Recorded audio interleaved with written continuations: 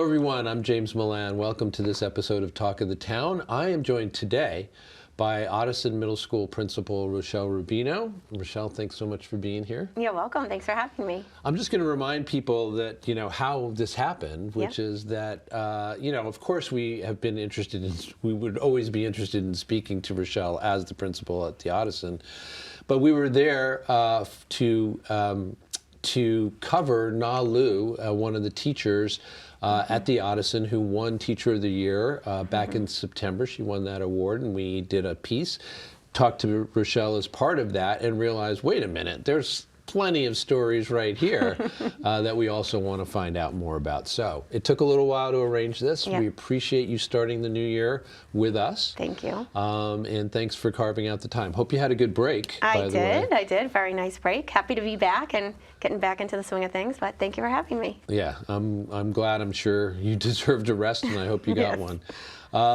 So we're going to want to talk about just spend the balance of our time talking about the Ottoson and your work there and programs and changes and things like that. But we always like to start these particular Talk of the Towns, which are kind of like, we're talking to an official who's been on the job for a while, but not for years and years or anything like that. So get to know you a little bit.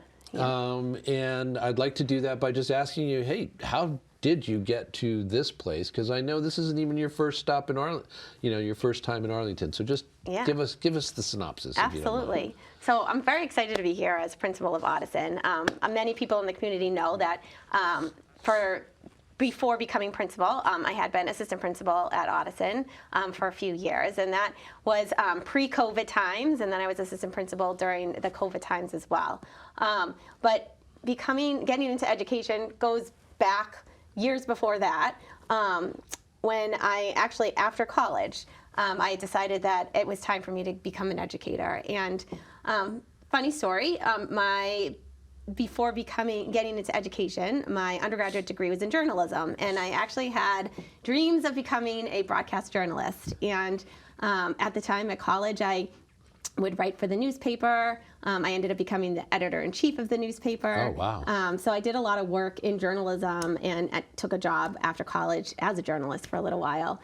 When I decided after a couple of years that while I was passionate about journalism and still have a little passion there for it, it's something that kind of never goes away, being that like voice for the voiceless, as they say, as a journalist can be.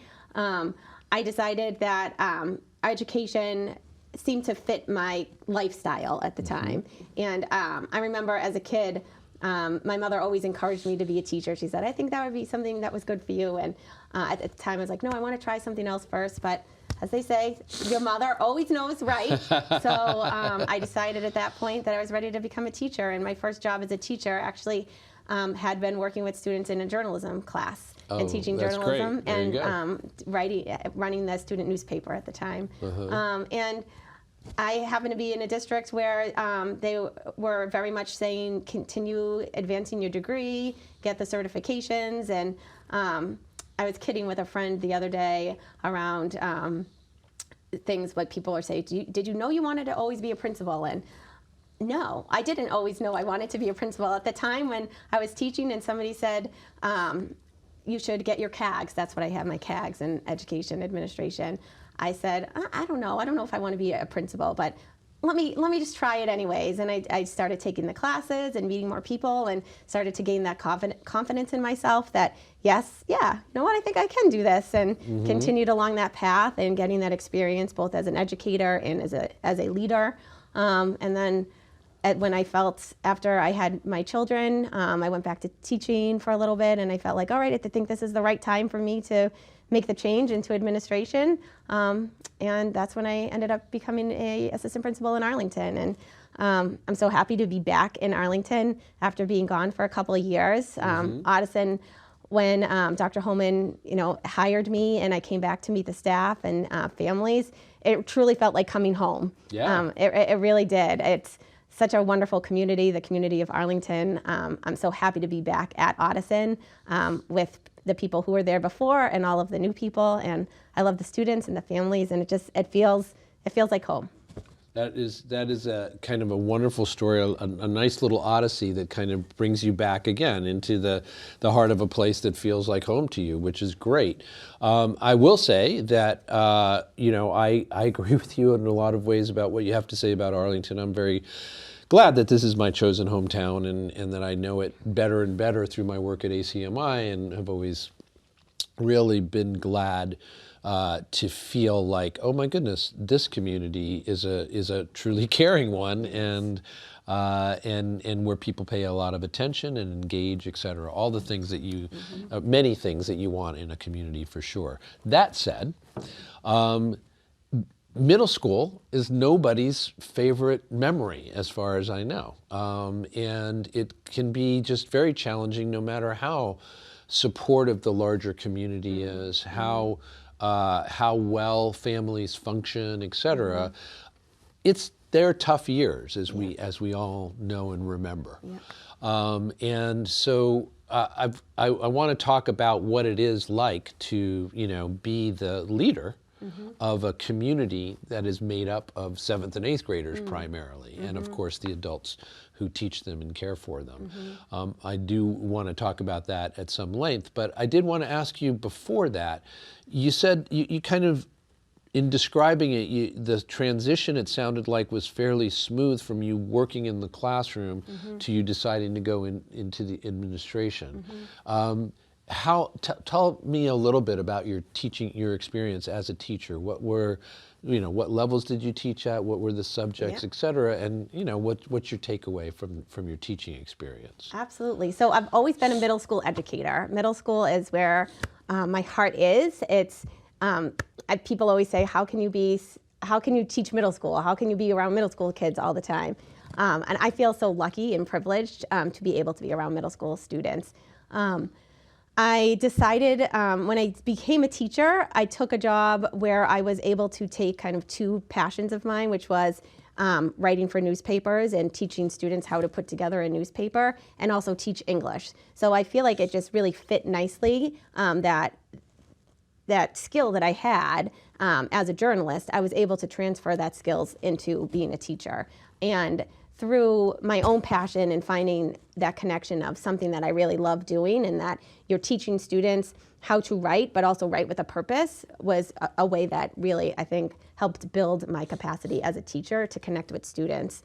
I have on my desk a picture of my first class of students that we put the newspaper together, and we had a little award ceremony at the end of the year just to celebrate all of their accomplishments. And I keep that picture on my desk because it really, when I think back to like tough times that I'm having or challenges that I'm going through, I think about those kids and the connections that I made with them. And I think it really is the idea of, as a teacher, you are changing people's lives, whether you realize it or not. And you're doing that through teaching them the skills of reading, writing, or math. And it's so simple, yet you can have such a big impact on them. And I think that's why I started into teaching, was I wanted to make that impact with students and continue to make that impact, whether that be a small day-to-day impact on that one student, or as a leader, the whole building. I have that wider impact that I can make on that building. So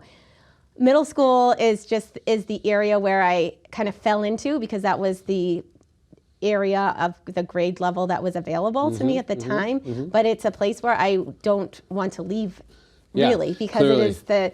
It fits me as a person.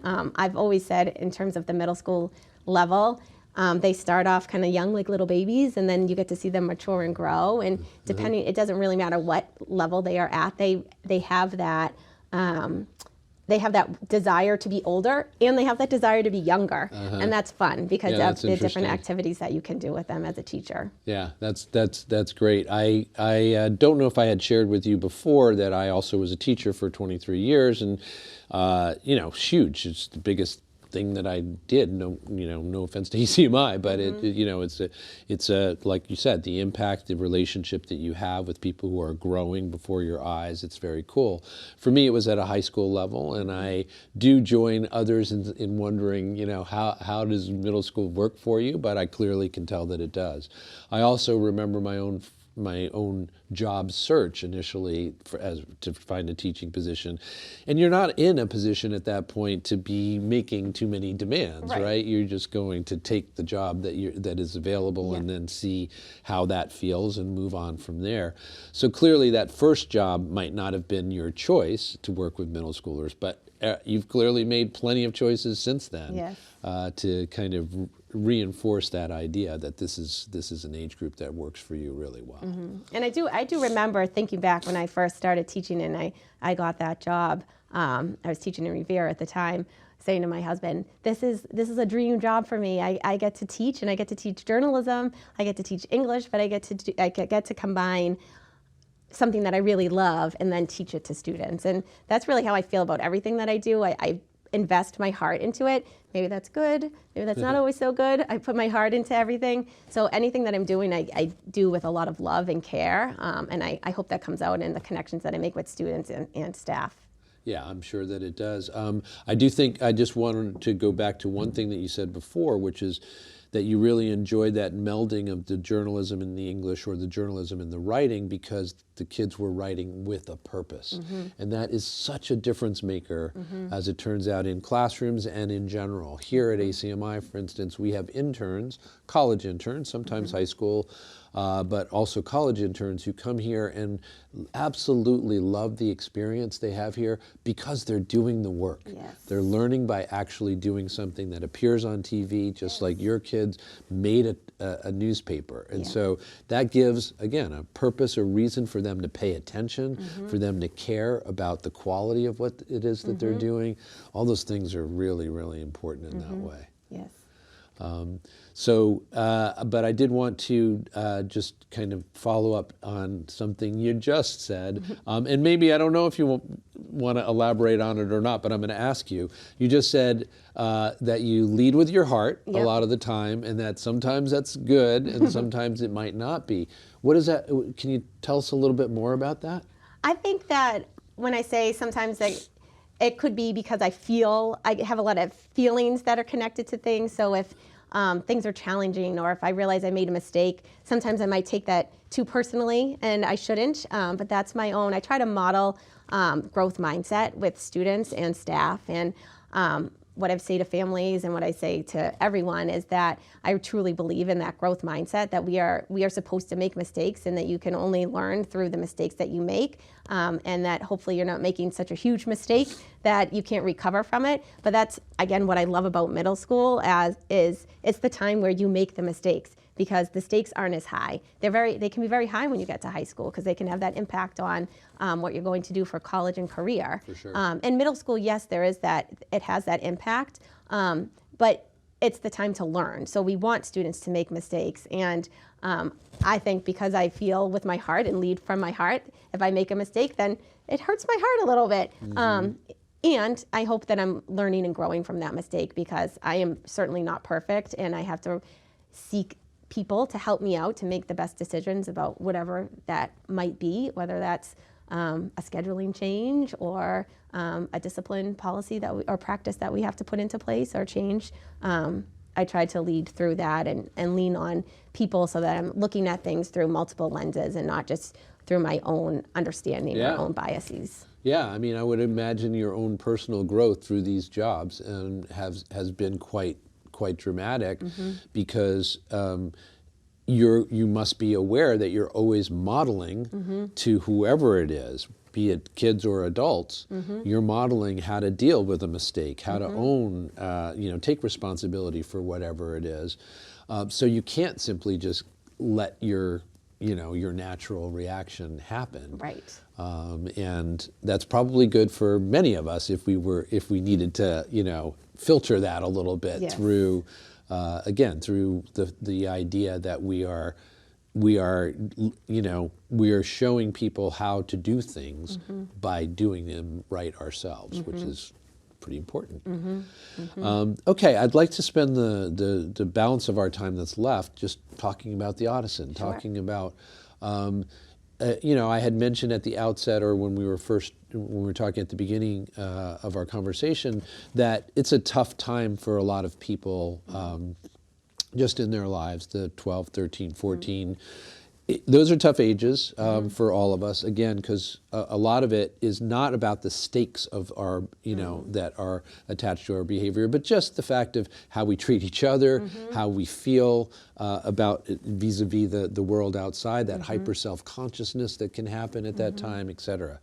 So with that as the kind of the context, let me ask you, how does the Ottoson function? How well is it functioning? What are the things that you feel need to be addressed and soon? What are the things that you're already celebrating? Even, I think you've been in the job for 1.5 years now, yes? More? No, I started in September? In September, yes. For a half year? For half a year, so okay. yes. Yeah, yeah. July 1st, technically. Well done, well done. Yeah, no, I had this feeling, like I thought that might be true, and then I was thinking, no, she's behaving as if she had more. But anyway, yes, if you wouldn't mind speaking to like the challenges, the places that you're proud of already, and also your ideas. Definitely. So I think this time of this age that we live in can be tough for students, and particularly middle school students, as they're navigating different social experiences that they're going through.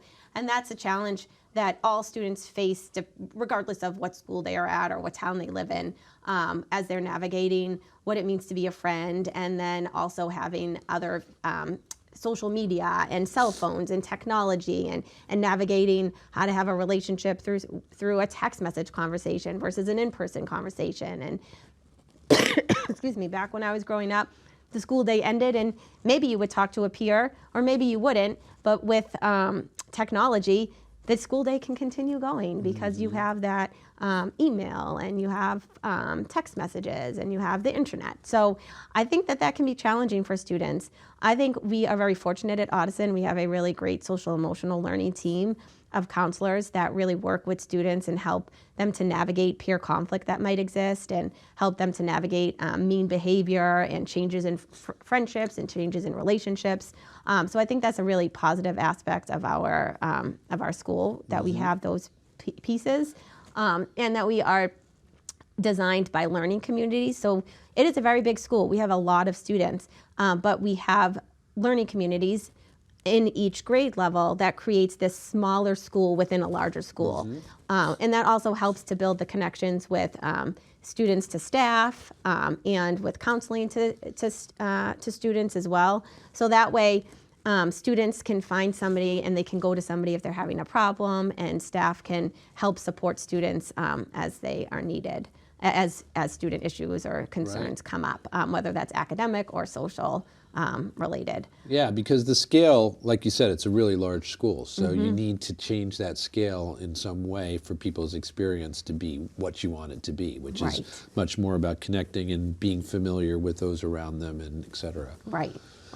And one of the things we're trying to continue to grow is help students feel that sense of belonging. So we are really working on creating opportunities, whether that be through clubs or classes, where students are feeling that connection to the learning that they're doing, the academics that they're doing, or the after-school activities that they are doing. And we have quite an option array of different clubs and activities for students to get involved in after school, and we're continuing to add more as well. So one of the things that I can talk about is we are really trying to continue to develop the relationship with you, with ACMi, and look at ways that we can continue to support media production, and developing recording that they do at school that maybe can be broadcast here on the TV station.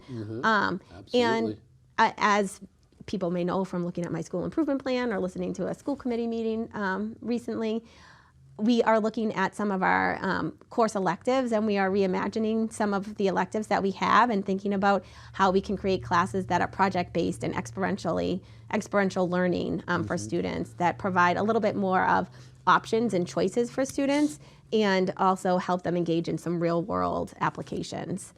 So those are some things that I'm looking to change, and looking as for growth for Ottoson. So can I just, I'm sorry to interrupt, but the creation of more elective possibilities, Does that go along with a restructuring of the day to allow for those electives to be, or is it, in other words, do the kids still have the same amount of time to devote to an elective, they just have more choices? It's kind of both. So they'll still have the same amount of time, we'll still have the same number of periods, but we have directed studies right now, and directed studies are less structured times. It's more of a time for independent work.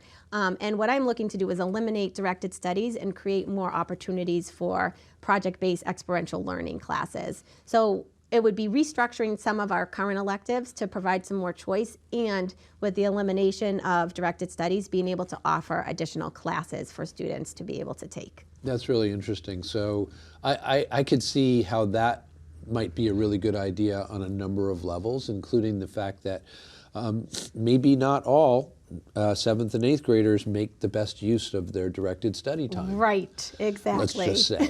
Maybe not. But again, if what you're doing is giving them choices of things that they're actually interested in, and as you said, experiential learning, so that they are really, it's not like, doesn't feel like being in the classroom, Right. Then that, again, sounds like that might not just be acceptable to students, but actually be something that they can embrace. Exactly. And we're hoping that some of this might create some alignment with some options that students take at the high school as well. So it kind of opens up some pathways to them as they start thinking about different options for classes as they get to the high school level. And a lot of this is still in the planning stages. We are hoping to, as the saying goes, go slow to go fast. So we're taking it step by step. We have some committees in place with teachers looking at the different options that we might have and thinking of some different courses and electives that we can offer. And we're hoping to be able to start at least a couple different ideas for next year to pilot something for the school year next year. Yeah, and I just want to acknowledge, as I said earlier, kind of I imputed to you more experience as the principal than you've had so far. And clearly you came with a vision, and you have already begun to put that into place, but things do take time to integrate into an existing curriculum and way of doing things, et cetera, especially with so many kids involved and just so many variables. It does feel like we all, including you, in terms of your expectations of yourself, we all need to have a realistic idea of how much can be done in what frame in what time frame. I'm so glad you mentioned working, having ACMi and television production and making videos for different purposes, et cetera, possibly be something that also gets expanded at Ottoson. We really hope that will be the case, because we found over the years that, just as you said about some other subjects, people who start in middle school and then bring what they've got into the high school, it's such a richer experience for them to begin with, and then also for all the rest of us, because the quality of the work that they're able to produce in our field, and I'm sure in these other things, in the other subjects that you have in mind, it will just improve so much from them having been at it for a while. Yes, exactly. So what has been again, I ask these questions. I hope to get as candid an answer as possible, but I also understand it's not a comfortable question in some ways. What's been the toughest thing? What are some hard stuff that you have to deal with? Yeah.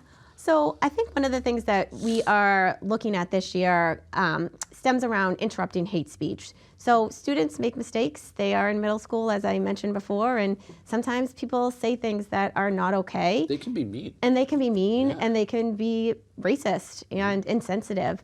And sometimes it happens in school. Sometimes it happens on the bus, on the MBTA. And it's something that we are working with student leaders around coming up with ways that students can feel empowered to interrupt hate speech, that staff can feel empowered to interrupt hate speech, and that we're asking the community to also feel empowered to interrupt hate speech. So we've been doing some professional development with our teachers this year around that topic.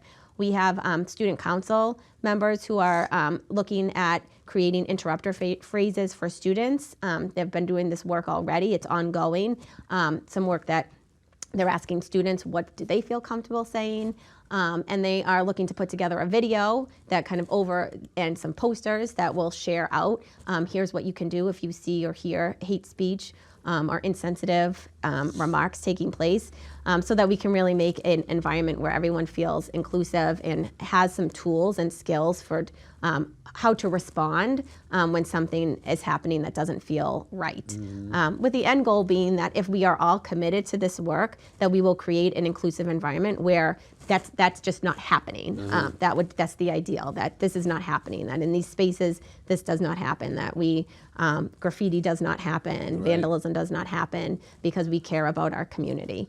And the reality is that where students' minds are at the phase where they are learning, they are growing, they are developing, they're maturing.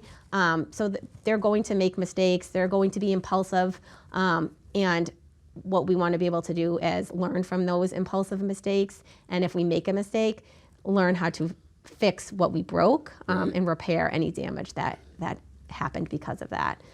So I think it's definitely a challenge, but also something that I look forward to continuing this ongoing work with the students and empowering student leaders to feel as though they have the skills that they can say and bring to their other students in their own community, and then continue to lead once they leave the Ottoson community as well in high school and elsewhere. Yeah, I mean, hopefully you've got good kind of raw material to work with among these student leaders, and also that you are doing a good job of supporting them, because I can imagine that trying to raise the consciousness or raise the kind of level of ethical behavior, et cetera, among your peers is a real challenge at a time when people are very worried about what their peers think of them. Exactly.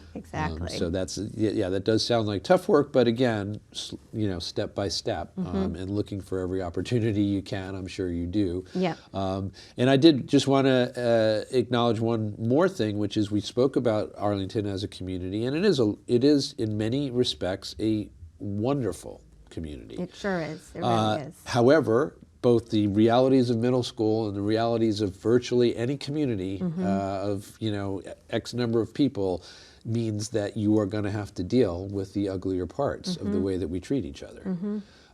So I wish you the best of luck with that, and I do expect that we will be able to kind of productions continue are only made possible with your support. How things are going in that area as well as others. Absolutely. Absolutely. All right, I wanted to invite you.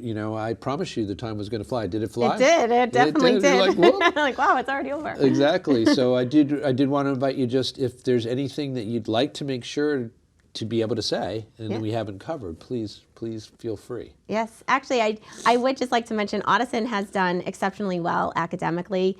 U.S. News and World Report's named Ottoson Middle School, I think it was the 13th in the state this year. Wow. Which is really fantastic and wonderful. So it is an honor really to be a part of a school community and to get that rating, that high rating. And I'm really excited to be here and to lead and continue to grow those efforts. So. That's great. I think that's a statement of our staff, our students, our families, to get that high rating. So I'm very proud of that. There's 180 communities at least in this state. So well done, and I'm glad you had a chance to mention that. That's good. All right, I have been speaking with Rochelle Rubino. She is the almost brand new, as it turns out, principal of the Ottoson Middle School. We hope to be back with Rochelle here many times in the future, and we thank you for your time. Thanks for coming. We thank you for your time as well. This is Talk of the Town. I'm James Milan. We'll see you next time. ACMi productions are only made possible with your support. Visit patreon.com/ACMi to learn how you can help.